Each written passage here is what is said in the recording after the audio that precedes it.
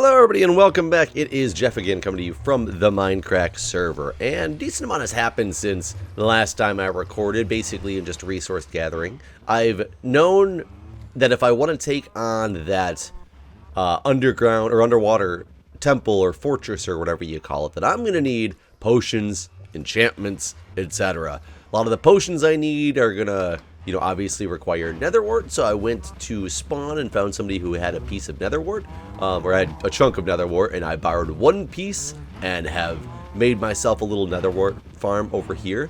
I'll tell you, I traversed the nether trying to find slow sand or soul sand or whatever you want to call it. It took me forever to get to a spot where I could find soul sand, but I finally did. Found it, got it back here, and that was good. I actually got a lot of quartz silk touched in the process because I had to go out pretty far in the nether, which I was really surprised. I got my little enchanting stand set up over here.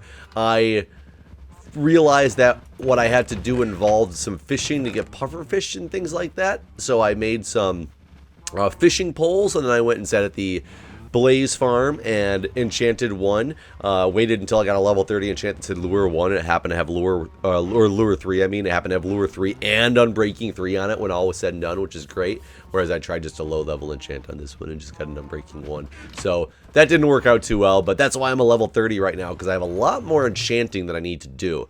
Many people suggest that I have to have like full diamond enchanted armor, which is going to make this difficult because I've only got a total of 29 diamonds, and the main important thing I know I need for a fact is Depth Strider, preferably Depth Strider 3 on my boots. Now, as far as I understand from Azuma Void's video about Depth Strider, it's about a 33% chance that you'll get it with the level 30 enchant. I figure I can make some boots, throw them in the machine or in the enchanter, and be able to see before I enchant them, and it should be relatively frequently that I get Depth Strider, maybe? I don't know. That's something I'll have to do dealing with the AFK farm. But in regards to fishing, what I decided to do is, I know that there's one at spawn, but I like to do a lot of things on my own first. I don't mean on my own as in I have to figure it all out on my own and build it on my own, but I want to build it on my own, but I don't have to figure it out on my own. So I'm going to go make an automated fishing farm. I'm using Nims TV's tutorial to do this. So I'm going to be, while I'm doing this, pausing the video quite a bit, or not really pausing the video, but you're going to go to the, the menu screen quite a bit while I keep looking at the next step of the design. But I figure I'd bring you guys along for the fun.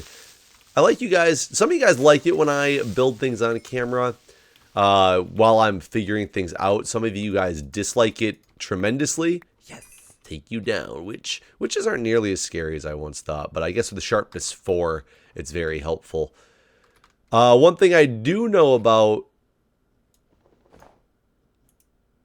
it's perfect square. That's weird. One thing I do know about fishing farms is apparently there's a much higher rate when they are on the surface. Let me make sure nothing's around me. So I unfortunately didn't bring anything to flatten this thing out because I definitely want this thing to be flat. God, this place is so, there's been so many creepers up here that has become extremely detrimental to the ski hill. But this ski hill is going to have everything when all said and done, because it's also going to have a fishing area. Maybe we'll call it ice fishing area because it's on the top of the ski hill, but I mean, it'll be fishing nonetheless. So let's go grab some dirt. Whee! And find out what's going on. And I'll tell you, so we'll have a little story time while I'm getting this stuff ready and going to be building this contraption. I don't need these on me, and I'm really getting my inventory full. My inventory is a lot full of things that I actually need for this, but there's also a lot of things in here that I really don't need as much of, that I just happen to have on me, but whatever. We'll keep it going like that. So when I went to PAX South, I fly Southwest, and I got extremely lucky that I had a very early number in my boarding pass. So if you don't fly Southwest, it's open seating, but it's all based on what your boarding group is, which is based on how early you check in. And Southwest can make a lot of money off of that because they can, for an extra $12, we will check you in automatically and guarantee that you're in the A boarding group and things like that. So it's a really good business play on their part, as well as it gives people like me who don't fly often enough to get like super elite status or whatever, it actually gives me an opportunity and a chance to be able to pull off getting an exit row seat, which I happen to do quite often, which I love. So on the way to PAC South, I was able to, I was like A25 or something, so I was really early on in the process. So I was able to very easily go snag an exit row seat. And now there's 2 exit row seats that I prefer on most of the Southwest flights that I take. And one of them is one that has, it has no seat in front of it. Like it's the exit row on, if you're walking down the plane to go to your seat, on the right side there is a seat that has nothing in front of it, no seat in front of it, because that's where the exit row door is. Now that seat's nice because you get a super amount of leg room, but it's very difficult because you don't really have a place to store your bag. Granted, you can go up to the seat way ahead of you, but then you don't have easy access to it in the flight. So that one's got hit or miss. The one on the other side, however, I'm going to pause this while I look at the next part of the tutorial. The one on the other side, however, has a... Sorry, I'm concentrating like really, really hard. Up and, okay, up and out. Gotcha. So the one on the other side, however, has a, not that'll work. Why I dig? Has a seat in front of it, but there's a lot more leg room. Whoops. There's a lot more leg room in this seat than there is in the other one. And the seat in front of it does not recline, because if it reclined, it would recline over top of the... There we go. It will recline over top of the exit, so it doesn't recline. So you got extra leg room as well as a place to store your bag, and it's really nice. So I got on the plane, and I got this seat in particular. So granted, there's 3 seats in hopper facing in, carpet on top, hopper facing in. Okay. But it's a... Shoot, maybe I wasn't supposed to put that there yet. Let me get rid of this guy. So it's got a, it's 3 rows, or 3 to a row. So there is a seat in the middle, and a guy came shortly after me and took the aisle seat. So I took the window seat. He took the aisle seat. This guy was one of those guys that I get mad at on planes, because he decided to place his bag in the middle seat. All his bag, his jacket, all this crap, he threw it on the middle seat of the plane.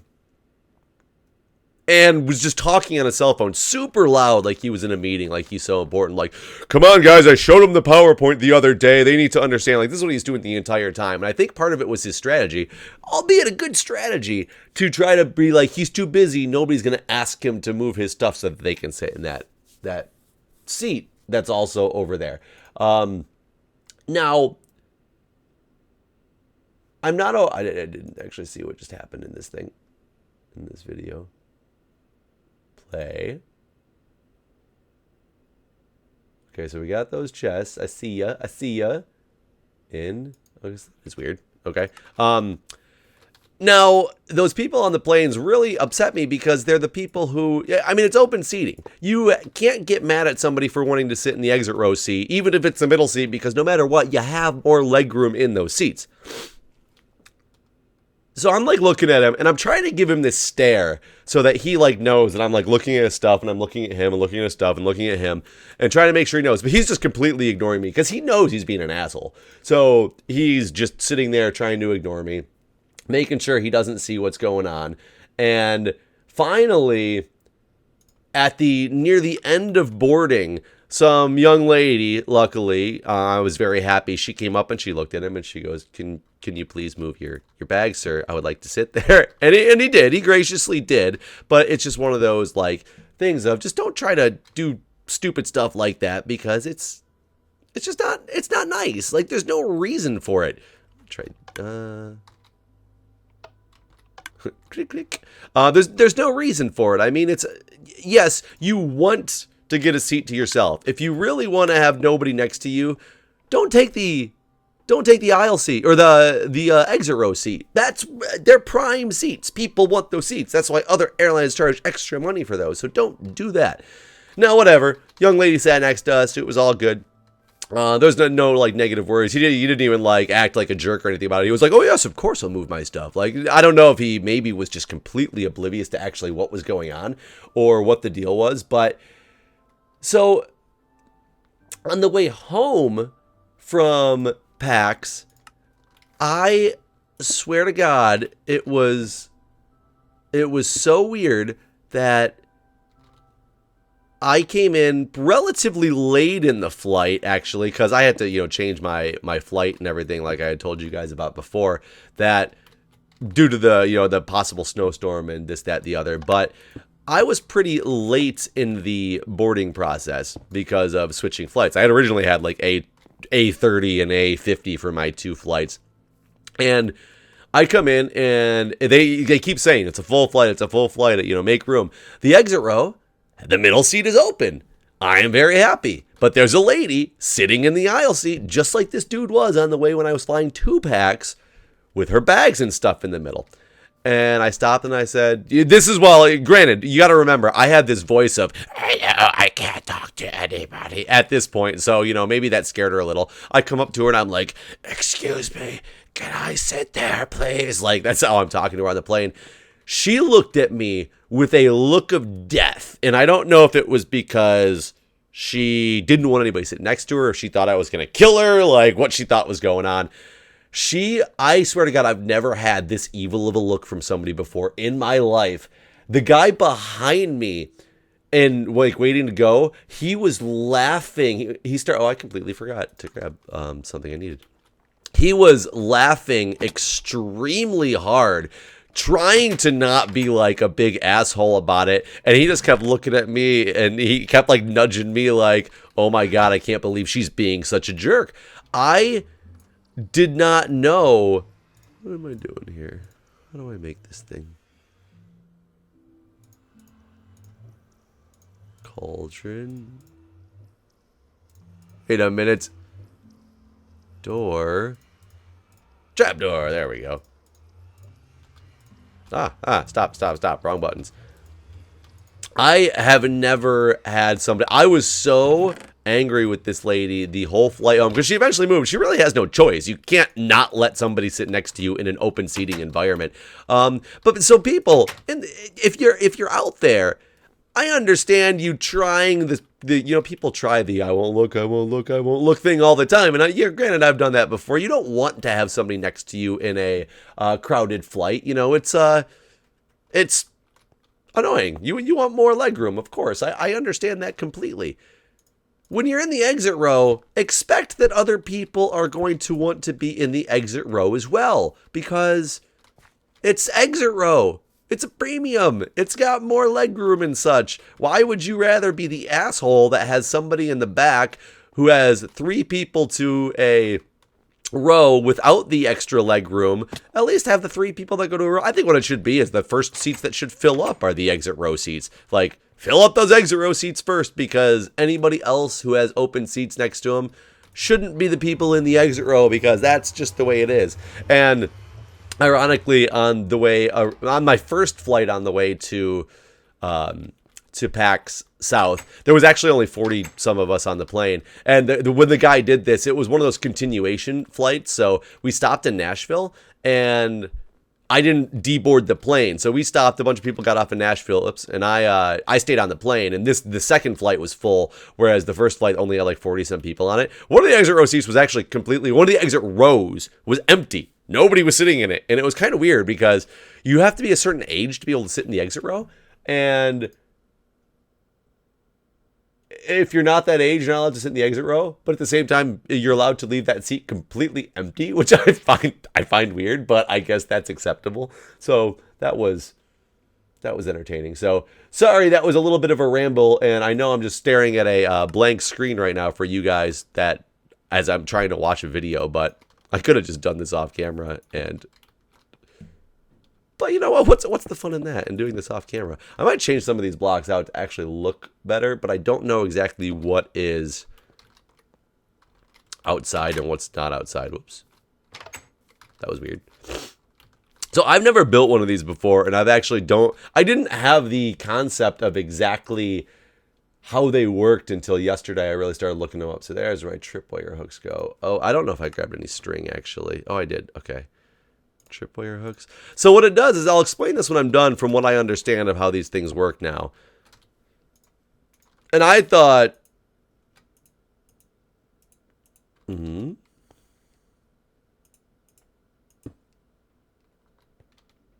Hello?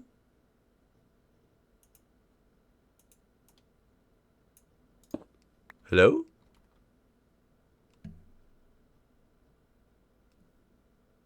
Will this not work? This is exactly how they have it. Did it go in the hopper, which then went in the chest? No, what? That went in the dropper? Excuse me. What just happened to my trip hook? Oh, it made it to my inventory. That's really weird. So, this design supposedly works in 1.8. But I seem to be having issues with the tripwire hook part of it.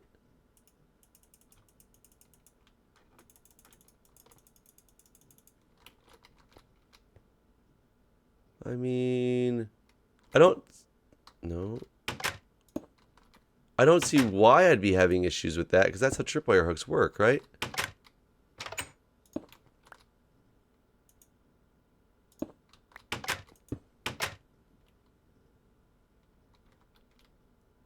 Do I not have a spot in between these things? I think I built this thing incorrectly. I did. I built this thing incorrectly. So these were there. Oh, this is supposed to be back one. Okay. I see. You guys are probably staring at me like, what are you doing, Jeff? I get it now. I gets it. So wait a minute here.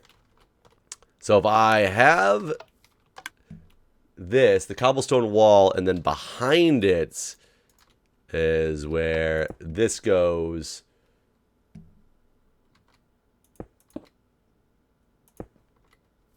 Like this. There we go. And then these are still like that. Okay. So yeah, I didn't have really any idea how the, because when I started doing a lot of fishing, looking for a bunch of puffer fish and things like that, I was like, this is going to take forever. Maybe I should look into getting an automated fishing farm or go using Sethling's fishing farm. I'm like, I wonder how that thing works anyway. So I started looking it up and I was like, oh, that's easy. I want to make one for myself instead so I can come chill up on my ski hill and offer some additional services. That must be on the wrong block. But yeah, if you're flying, especially Southwest where it has open seating, be nice. I really been having this thing lately where I meet a lot of, in the public, I meet a lot of assholes. I don't like it. I can be an asshole myself sometimes, and I don't want to be, and I don't mean to be, but it does happen. But people who just are genuinely, like, well, while we were in San Antonio, and I'm not saying that this is like an asshole thing to do, but what my personality is we were on the Riverwalk, and as we're going on the Riverwalk, there's not elevators to the Riverwalk, there's stairs everywhere if you need to go up and down. So on the Riverwalk itself, I looked and there was this young couple with a bunch of kids, including one in a stroller, and we were going, and they were trying to carry it up the stairs. This young, obvious, wife, I believe it was the wife. She's trying to carry this, like, why do I have these blocks in the wrong spot? I don't get this. But she was trying to carry the stroller up the stairs with her husband, and she kept having to stop, like, every step or two. So I instantly just jumped in, and my first thought process was, I'm here, I'm stronger than you are. Not, like, being a jerk to say I'm stronger than you are, but I can do this a little bit better than you. So I just jumped in and started helping. And I grabbed the end of it and helped them walk it up the stairs and walked on. And I mean, and not saying that people who didn't do that are jerks, but that's just my nature. Whereas other people have the complete opposite nature, which is to be a big asshole. Why is there a hopper here when it's not on?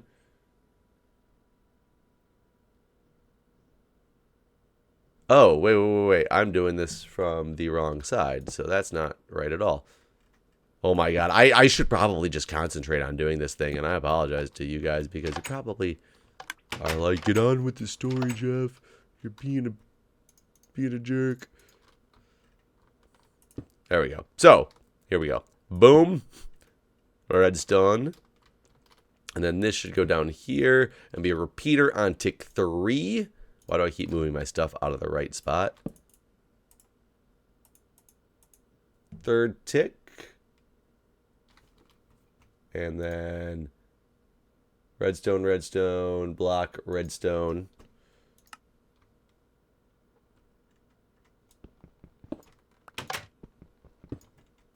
I'm hoping that this is going to work. Redstone.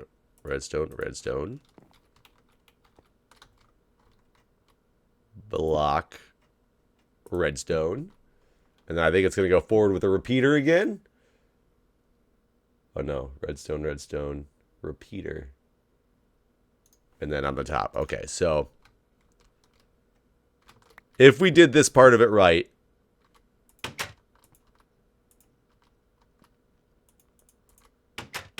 perfect. That's exactly what it's supposed to do for now.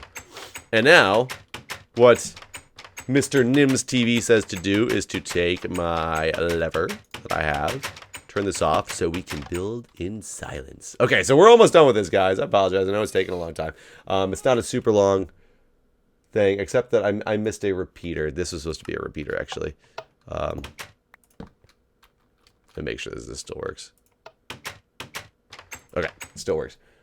So that's a repeater. So then we got our... He puts the lever on now, and now we move forward and...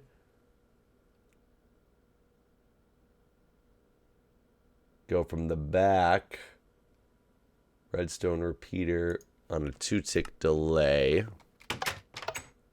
Sorry, that was weird. Because this should still have a signal coming out of it from there. Yep.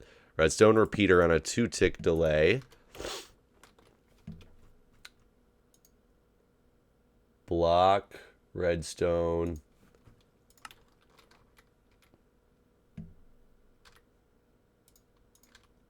Block, redstone. Come on, baby. And now we should hear it like doing like double firing or something like that. Yeah, there it goes. Double fire. Double fire excellent. As you can tell, I'm not good at doing like tutorial videos for things like this because otherwise it would just be me sitting on the pause screen quite a bit. I'm trying to watch it. I'm trying to watch it. Repeater, block. Block. Really strange. But at this point, he pretty much... This goes away. All this stuff goes away. I'm glad you guys watch for my commentary as opposed to my actual video quality, because you'd be sorely disappointed if you were watching this for the video quality. Now I should hear if I did this right. There we go. And there's the hoppers going off as well. And I think that that's actually gonna... Is that the end besides putting the water in?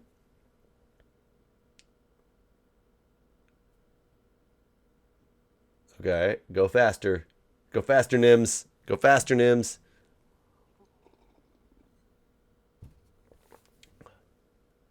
Hold on, we're on step 3. Oh, step 3 is just aesthetics. But I don't need the aesthetics.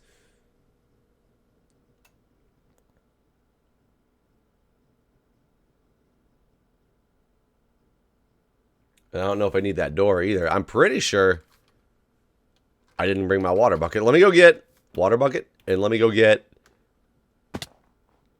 sleep the night away. It's actually going to be a really long video because a lot of it was spent me just rambling while I was turned around looking the other direction. So let's see how well this baby works. And yes, I got lots of cows. Do not worry. Cows aplenty. I got to put like all these different fishing rods in one of the chests. Because it should automatically basically give you a fishing rod as well. I think it automatically... Oh, you know what? I probably do need the door because otherwise the fishing rods might land behind me. So, let me grab... I should probably make it an iron door if it's outside, too, because... Let's just start it with a wooden door. Where's all my wood? Must have put it downstairs. Because if I'm standing outside, a zombie could easily just come in and break the door down if I'm truly AFKing. Where did I put? I just went and chopped down. Oh, it's sitting in my inventory. Hi guys, I'm Jeff. I'm so smart. Okay, there we go. Door. Makes 3 of them. They're pretty ugly in my inventory. This birch door of beauty. So let's see. Aesthetics we'll deal with later. Boom. Okay, so then if I put a bunch of stuff in this chest. Oh, where'd I put my really good one? They didn't make it anywhere. Where'd they go?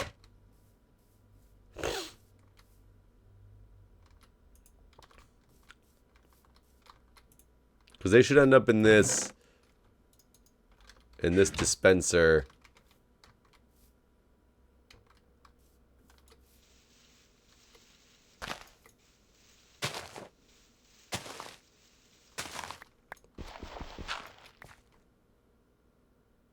Yeah, they definitely should end up in this dispenser. Oh, they did.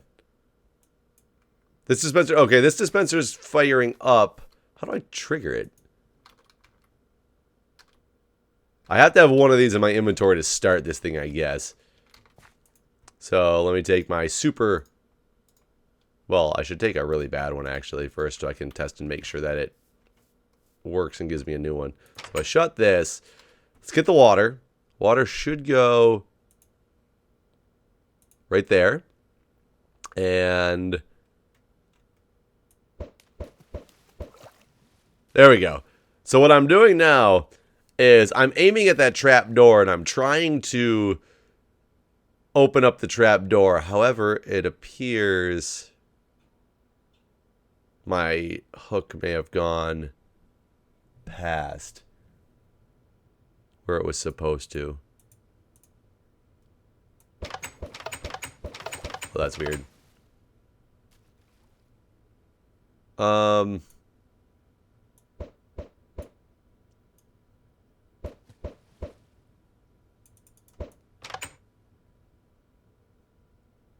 So,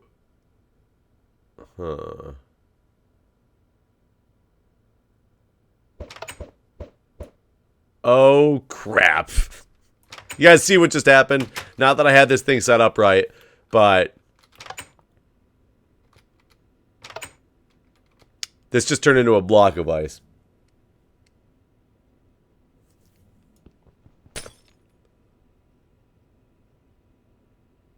Huh. I was not anticipating that happening. So, where I have this thing set up is pretty much impossible to have this thing function as an AFK fish farm, even though I didn't have it quite set up right. So you guys just watched an episode of